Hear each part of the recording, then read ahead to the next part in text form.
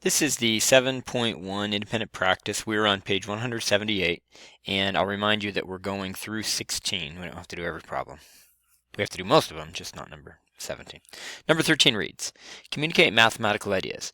The table shows the distance Randy drove on one day of her vacation. Find the distance Randy would have gone if she had driven for one more hour at the same rate. Explain how you solve the problem. So what you know here is that she went in 1 hour 55 miles, in 2 hours 110, in 3 hours 165, in 4 hours 220, and in 5 hours 275. That's what you know.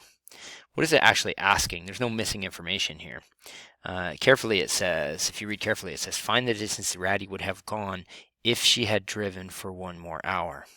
So really what this is asking you to do is to extend the table and figure out how far she would have gone if she went 6 hours. That's really all it's asking. And then explain how you solve the problem. Now, I think some of you would be tempted to look what's happening along the bottom here.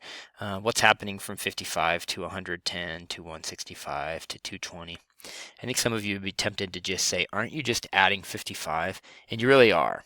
But you're not adding 55 because this is an addition problem. You're adding 55 because of this.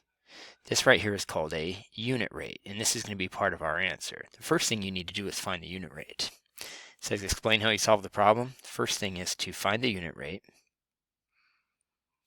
Either find or use the unit rate.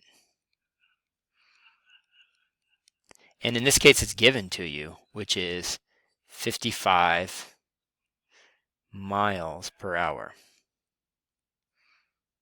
Now, you just simply use that to then compute how far you would go in 6 hours. So you would find the unit rate and you would simply multiply by 6 hours.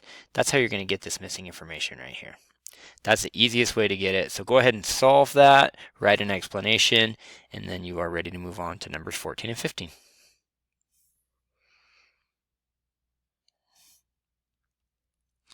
Numbers 14 and 15 are semi-tricky.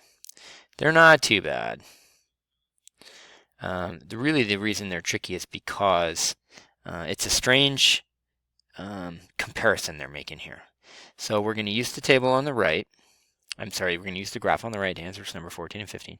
Number 14 reads, how many weeks corresponds to 56 days? So here's the big hint here. Here's 56 days in the writing, and here's 56 days in the graph. This right here is 56 days. And it says how many weeks is that? Well, the weeks are down at the bottom. The weeks are down here. So what are you going to do? Here's my recommendation. I will draw on the graph what I think you should do, and then I'll let you solve it. Find 56 days on the line. So look across that line carefully. Use your pencil or your finger or a straight edge of some kind and find that. And there's no dot there. So that's not going to help you. But what can help you is if you then follow that line down to the x-axis. And there should be a number at the x-axis that can help you. And your answer will be blank weeks. And it says explain. And you could try to either explain in a brief sentence, or you could probably draw something on your graph like what you did. If you drew something on your graph and then circled it and at the end of your answer wrote C graph, that would be a good enough explanation. Okay? So that one's not too bad. Number 15 is a little bit more confusing. I'm going to go ahead and erase a little bit. Number 15, a lot of kids aren't sure what's being asked. Number 15 reads, represent real world problems. What is a real life relationship that might be described by the graph? So what is being described in this relationship? What is being described in this graph? Sometimes a graph is comparing miles to gallons, or miles to hours, or dollars to sweatshirts, or amount of water to amount of ammonia. What is this one comparing? This one is comparing days and weeks. So I'm going to help you with number 15. What is a real life relationship that might be described by the graph? A thing called type. The graph represents